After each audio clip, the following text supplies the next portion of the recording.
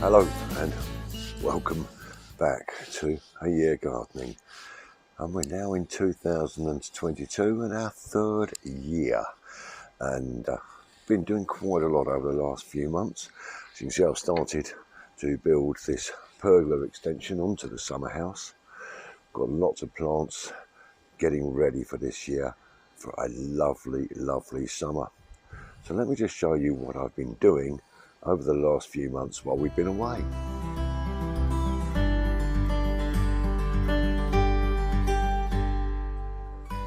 Well, one of the little jobs we do late January, early February is start getting our summer flowers ready. So I'm back here in the greenhouse today, and I'm just going to be planting up some of my dahlia tubers.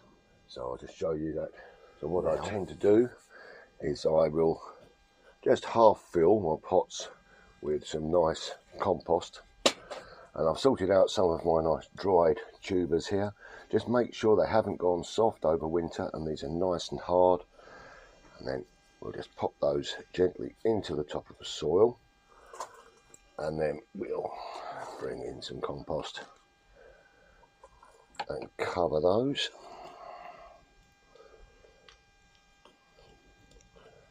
Just bring that up so it's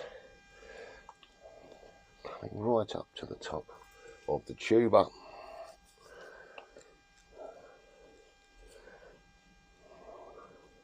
Just pop another one into here, nice and dry and firm,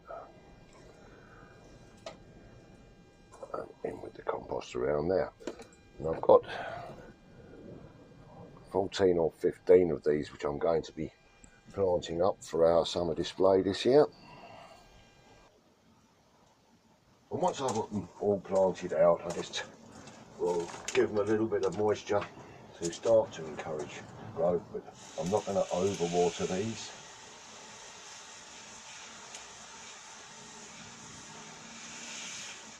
Just a nice little bit of water in like so, and then of course take a label to mark the pots so we know what's in there. Dahlia, and these are pom-pom,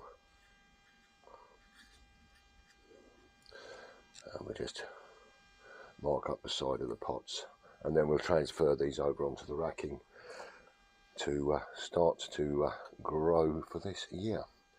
Really looking forward to seeing these little beauties. A couple of other things I'd like to show you whilst we're down here as well.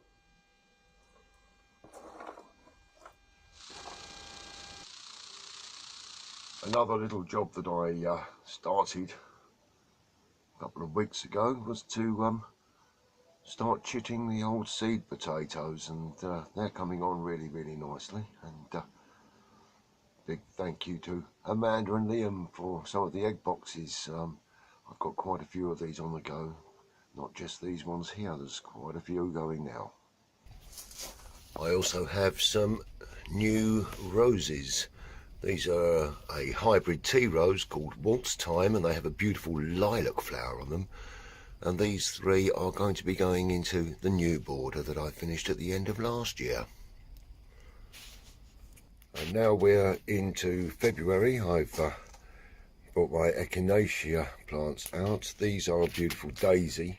I've got some growing in the front garden and I wanted some more. So these I've started off inside in the dark, and they are now ready to come outside into the greenhouse. Still got to be well protected, but if you're planting up echinaceas, February is the time to do that. Well, the greenhouse is going rather well at the moment. We've got lots of plants on the way flower wise.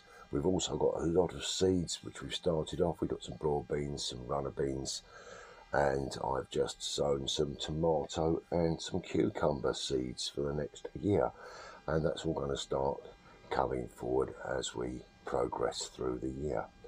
I'm really looking forward to being able to actually have some people around in the garden this year, because we're going to be relieved from a lot of the restrictions that we've been under. So there's lots of things that I've been able to crack on with and thoroughly enjoy.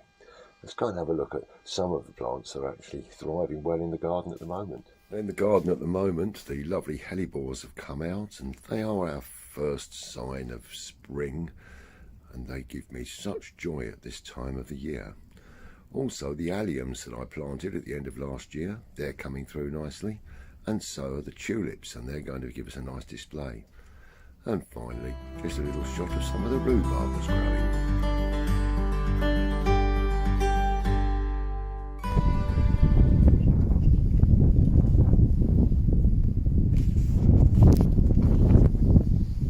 Things that I've really enjoyed doing was reusing some of this old timber and now just repurposing it to something new. So a lot of this timber came out of an old bed we had when we got our new metal bed, and so I saved all the timber, and that's now going into this project, which is a really wonderful thing to be able to do. And the building is really taking shape.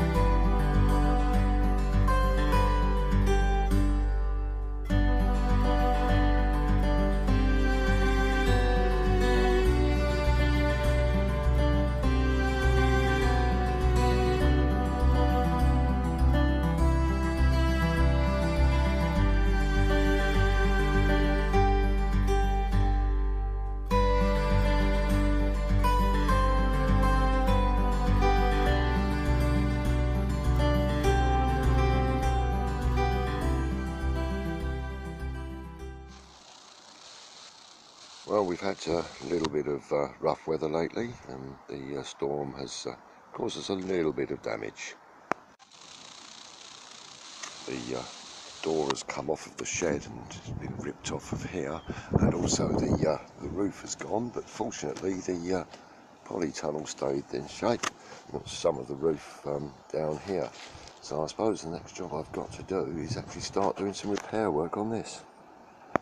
Well, another thing that the storm did is it's moved our washing line, unfortunately, so I've got to lift some of this area of the courtyard garden, dig down into the ground and re-concrete this into the ground and get it back up to a level, and that's going to take a little bit of time as well.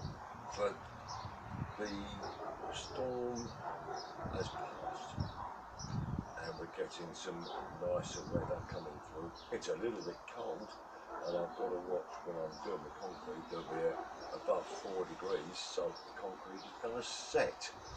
So that's the next job on my list.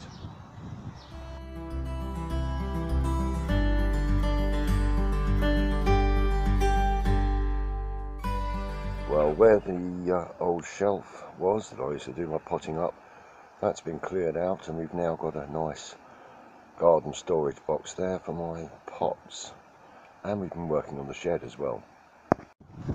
The shed door is now back in place and all fixed up nicely, and where the shed was actually leaning, we've fitted braces to both sides to bring the shed back up into a square. All I've now got to do is to get a new, roof, but that's in a few days' time, I think. So generally we've had quite a busy time, and we've put this back together quite well, and I'm particularly pleased with the repositioning of that box down here.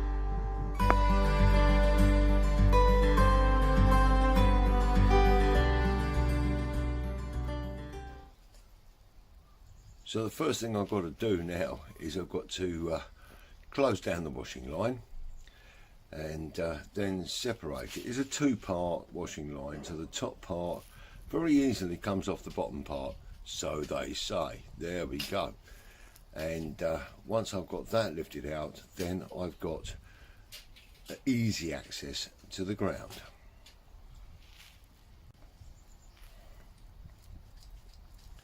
Now there's a little piece in the ground there and I've got to work with that, but the one thing I've got to do then is I've got to lift that, but I've got to clear all the ground around it first of all the stones. So we'll get that done first of all by breaking up the concrete that's already half broken, and that's why the washing line had moved, because the concrete had actually split in two down the middle.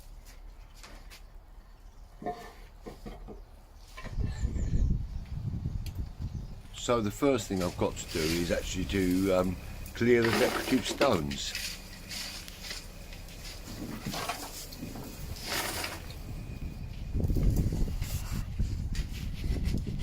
So I clear all the stones from around the top first of all, make sure it's nice and clean and clear, because I'm going to reuse those stones when I put the line back in.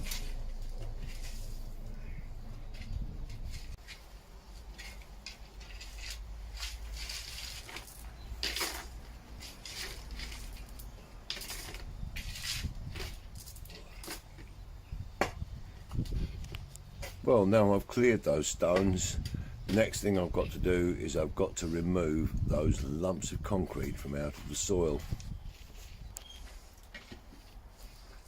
Not an easy part this, lifting the old concrete out of the ground, but there it goes.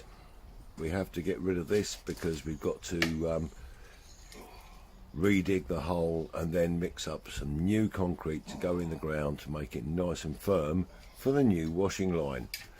Not going to be easy, but hey, we've got a hole to dig. Yeah. Okay, well, it's time to get the spade into the ground. Now we're going to dig this about a spit and a half deep.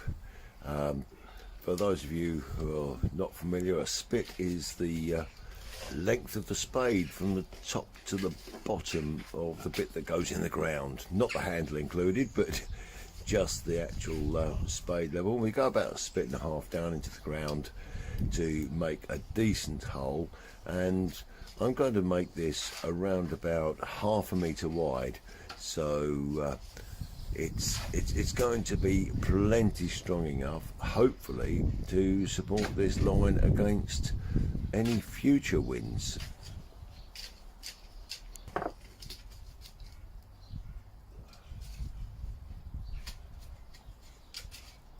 Oh, we're nearly there. That's the hole just about dug.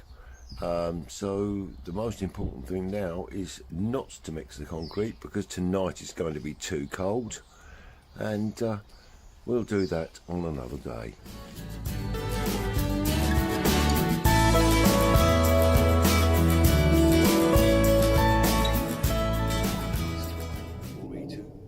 Put those new roses in the ground. So what do I use when I'm putting roses in? I have my peat-free compost, rose and shrub fertiliser, and I put a little handful of the rose and shrub fertiliser in the bottom of the hole, add the compost, and then some soil back over the top, and then nicely water them in. So let's get some roses into the ground. So I've prepared 3 holes in the ground, dug them to around about 8 inches deep, in order to take these new roses. Now these have been soaked in water for a few days, and when I'm planting my roses, I plant them just up to the top of that root there. So looking at that there, that's going to be a perfect depth for the hole. So the first thing I'm going to do is I'm going to take just a small handful of the fertiliser pellets, sprinkle those into the bottom of the hole. I'll take a handful of my peat-free compost, just mix that nicely. Take a rose, that's going to be a good height there. Another couple of handfuls of compost around the roots to really give them a nice dry medium to start off in the ground.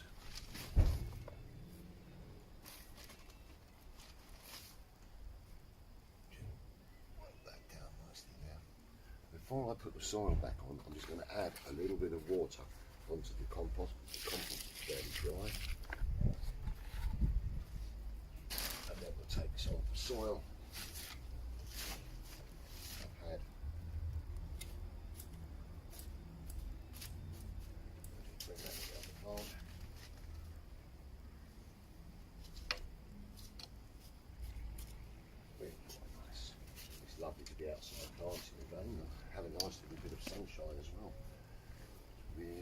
hasn't.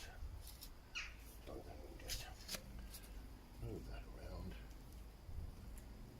I'm not going to do it too tight, just down by hand. Got the crown of the rose just here, and then I'll top that off with some more compost just to give it a bit of a mulch to enable some moisture retention. Give the plants the best chance they can of growing.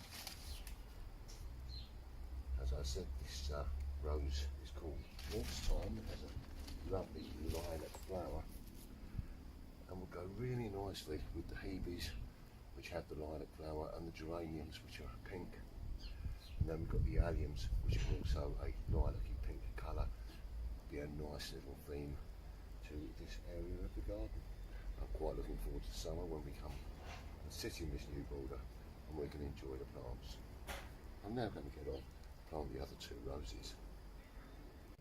Well, there we have the 3 roses in the ground, and they're going to give me a nice scent and lots of lovely colour during the summer. And I'm really looking forward to, as I say, being in this little area of the garden during those nice warm evenings. So get a nice cup of tea or a glass of wine and enjoy the flowers around me. So I think it's probably now time to just sum up what we've done in this little show today.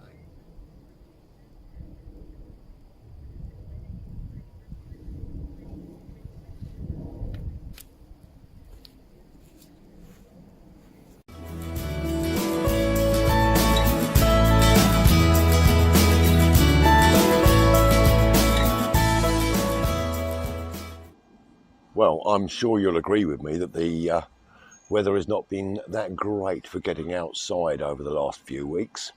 And so we've got a little bit of a shorter show than I would normally like to put together today. But I hope you've enjoyed what I've shown you so far. The construction of this little pergola has gone really well. And I've got a lot of tidying up to do. Where the wind has run through the garden and just knocked a few things down, we'll tidy that up and we'll enjoy the blessings that spring is going to bring us. We're going to be heading towards Easter, which is normally a time where our weather changes. The clocks will change during the month of March, which is a wonderful thing, and we'll get those longer evenings coming. I've got the daffodils coming out in the front garden and they're looking splendid, and I'll share those with you in the next show as well. We'll hopefully have the shed fully repaired. We were very, very lucky in our garden that we didn't lose any of our fencing. We just had some minor damage and we've been able to put that back together. And I really do feel for those people who lost a lot more than we have. So we've been very lucky. I hope you've been very lucky as well. Now, the plants that we've put in to the pots over the last couple of weeks are starting to come through, and I'm sure we're going to be blessed with a wonderful summer, an array of colour in the garden. We're going to be planting our wildflower seeds again in the front garden, and hopefully we'll be doing that in the next show and we can share that with you as well.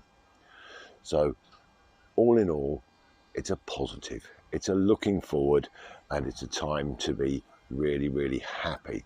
We can get outside very, very soon with a few more hours and we can start to enjoy our open spaces. So it just leaves me to say thank you very much for joining me again. It's amazing we're into our 3rd year of these little broadcasts, and just stay safe, stay well, stay happy, be kind to each other, and I'll just leave you with a small lager beer and say cheers.